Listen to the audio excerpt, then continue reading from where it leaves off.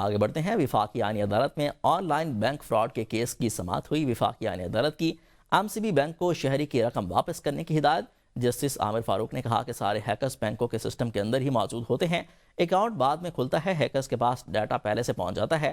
دوران سماعت جسٹس عامر فاروق کو بھی فراڈیوں کی کالز آنے کا انکشاف ہوا۔ جسٹس عامر فاروق نے کہا کہ میرا بھی ایک نجی بینک میں اکاؤنٹ تھا، مجھے بھی فراڈ کی کال آئی تھی، مجھے کہا گیا کہ OPT آیا ہے وہ شیئر کریں ورنہ اکاؤنٹ بلاک ہو جائے گا۔ 3-4 سال سے اکاؤنٹ میں کوئی ٹرانزیکشن نہیں ہوئی تھی تو یہ کہہ دیا کہ بند کر دیں، میں تو آن لائن اکاؤنٹ استعمال ہی نہیں کرتا۔ بینک کا فرض ہے کہ اپنا سسٹم مضبوط کریں، لوگ بیچارے کدھر جائیں، اکاؤنٹ سے پیسے کیسے نکل گئے۔ بینکنگ منصب صدر مملکت اور ہائی کورٹ نے بینک کے خلاف فیصلہ دیا۔ وفاقی آئینی عدالت نے نجی بینک MCB کی اپیل خارج کر دی ہے۔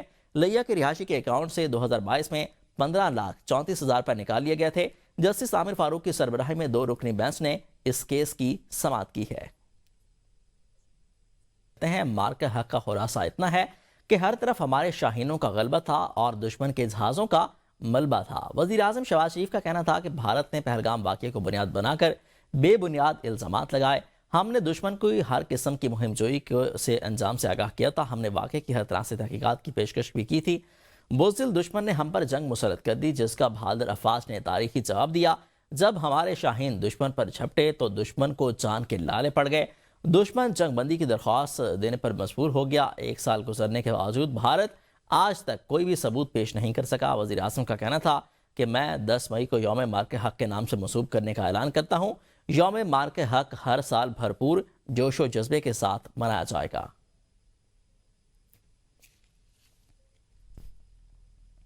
جنگ کا مختصر خلاصہ بس اتنا ہے کہ ہر طرف ہمارے شاہینوں کا غلبہ تھا اور ہر جانب دشمن کے تیاروں کا ملبہ تھا۔ بھارت نے ہم پر بے بنیاد الزامات کی بوچھاڑ کی، واقعے کی عالمی سطح پر شفاف تحقیقات کی پیشکش بھی کی تھی۔ جب ہمارے شیر دل جوان میدان کارزار میں اترے اور ہمارے شاہین دشمن پر جھپٹے تو بزدل دشمن کو جان کے لالے پڑ گئے، جنگ بندی کی درخواست پر مجبور ہو گیا۔ 1 سال گزرنے کے باوجود بھارت آج تک کوئی ثبوت پیش نہ کر سکا۔ میں 10 مئی کو یوم مارکہ حق کے نام سے منسوب کرنے کا اعلان کرتا ہوں، جسے ہر سال پرجوش اور انتہائی جذبے سے منایا جائے گا۔ صدر مملکت آصف علی زرداری نے کہا ہے کہ پہلگام فاسٹ فلیگ آپریشن کے بعد پاکستان پر جہریت مسلط کی گئی۔ انہوں نے کہا کہ بھارتی قیادت نے اپنی عوام کو گمراہ کرتے ہوئے جہریت کا راستہ اپنایا۔ بھارتی جہریت کے جواب میں پاکستان کا جواب تاریخ کا سنہری باب ہے۔ پاک فضائیہ کے شاہینوں نے دشمن پر اپنی دھاک بٹھائی، دشمن کے 8 طیارے مار گرائے۔ افواج پاکستان نے بھارتی جہریت کا حیران کن جواب دیا۔ فیلڈ مارشل سید عاصم منیر کی قیادت میں افواج پاکستان نے اپنی مہارت دکھائی۔ India chose unprovoked aggression on the basis of false flag of Pahalgam incident and launched an airstrike on Pakistan's civilian and worship places. India's media misled the nation by projecting fabricated stories under the dynamic leadership of Field Marshal Syed Asim Munir gave calibrated and shocking response to the Indian aggression, measured being a responsible and peace-preferring state. Our Air Force downed 8 enemy aircrafts during the conflict. Chief of defence forces field marshal Syed Asim Munir کا GHQ Rawalpindi میں مارکہ حق کی مرکزی تقریب سے خطاب۔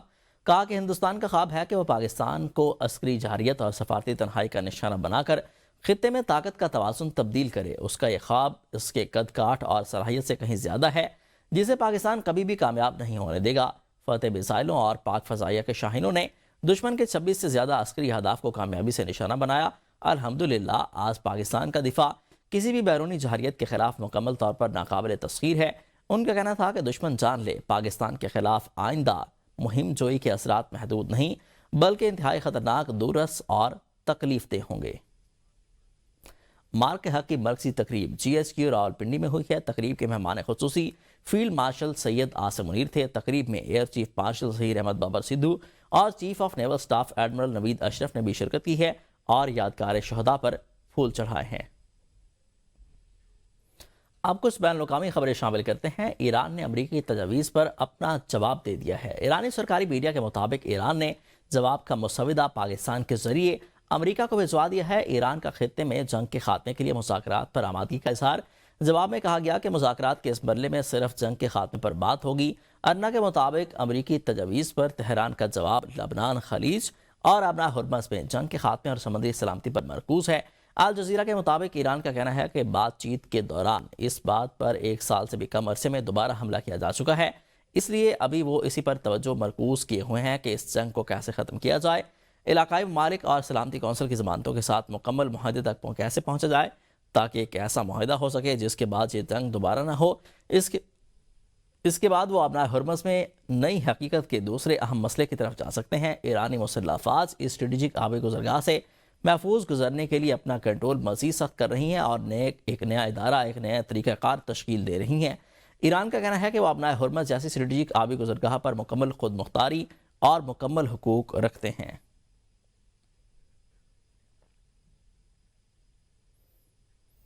وزیر اعظم نے کہا کہ برادر ہمسایہ ملک ایران میں امن قائم کرنے کے لیے پاکستان اپنی صلاحیتیں بروکار لا رہا ہے۔ ہم نے 1979 کے بعد انہیں مذاکرات پر لانے میں اہم کردار ادا کیا۔ فیلڈ مارشل نے ابھی بتایا ہے کہ ایران کا جواب موصول ہو گیا۔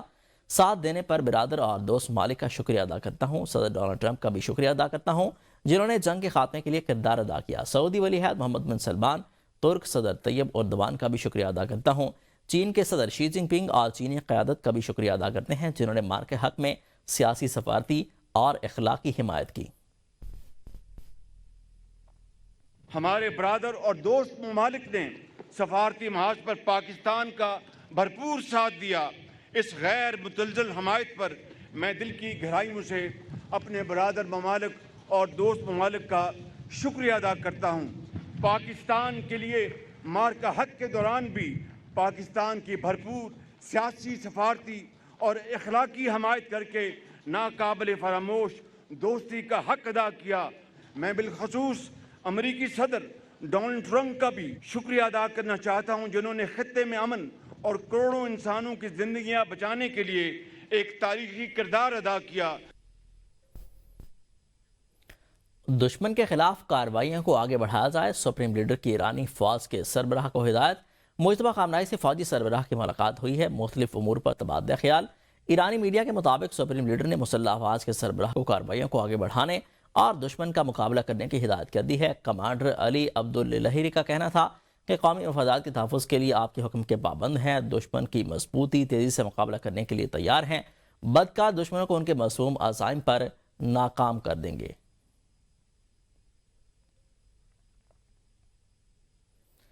ایرانی لیڈرشپ ختم ہو چکی ہے، ان کی اے، بی اور سی کی ٹیمیں بھی ختم ہو چکی ہیں۔ ڈونلڈ ٹرمپ کا امریکی ٹی وی کو انٹرویو، کہا کہ ایران ایسے لوگوں سے ڈیل کر رہے ہیں جو معاہدہ کرنے کی طاقت رکھتے ہیں لیکن پہلے وہ معاہدہ کرتے ہیں اور پھر توڑ دیتے ہیں۔ صدر ٹرمپ نے کہا کہ ایران عسکری طور پر شکست کھا چکا ہے، شاید وہ خود یہ نہیں مانتے لیکن انہیں معلوم ہے کیونکہ وہ یہ معاملہ براہ راست دیکھ رہے ہیں۔ ایران کے افزودہ یورینیم کے ذخیرے کی نگرانی جاری ہے، اسپیس فورس تمام صورتحال پر نظر رکھے ہوئے ہے، کسی بھی وقت ایران سے افزودہ یورینیم حاصل کر لیں گے۔ اگر ایران میں کسی نے بھی چوری تنصیبات کے قریب آنے کی کوشش کی تو اسپیس فورس ان کو اڑا دے گی۔ They have no leaders. Their leaders are gone. The first set, the A team is gone, the B team is gone, and part of the C team is gone. But I think we're dealing with people that have a certain power. It's very interesting because, you know, they make a deal and then they break it, then they make a deal, they break it. ترجمان ایرانی وزارت خارجہ اسماعیل بقائی نے کہا ہے کہ اپنا Hormuz Iran کے میزائل پروگرام یا تہران کی پالیسیوں پر بیان بازی IAEA کا کام نہیں ہے۔ اپنے بیان میں انہوں نے کہا کہ IAEA international atomic energy agency کا مینڈیٹ صرف نگرانی اور تصدیق ہے۔ اپنا ہرمز ایران کے میزائل پروگرام یا تہران کی پالیسیوں سے متعلق سیاسی بیانات IAEA کا کام نہیں ہے۔ ادارے پیشہ ورانہ جانبداری، سیاست یا ذاتی مفادات کی نظر ہو جائیں تو اپنی ساکھ کھو دیتے ہیں۔ ایسے اداروں کے وقت کے ساتھ ساتھ اہمیت کم ہوتی جاتی ہے۔ IAEA کے سیاسی منشور کے مطابق ادارے کی بنیادی ذمہ داری ایٹمی پروگرام کی نگرانی اور اس کی تصدیق کرنا ہے۔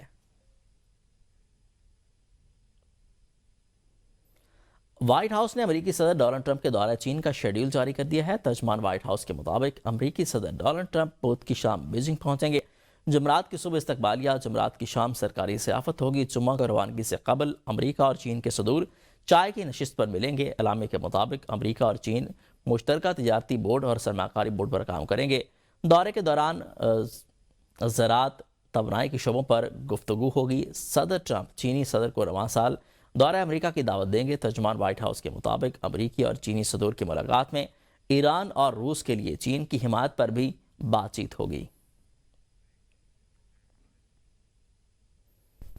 واپس آتے ہیں اس بریک کے بعد، ہمارے ساتھ رہیے۔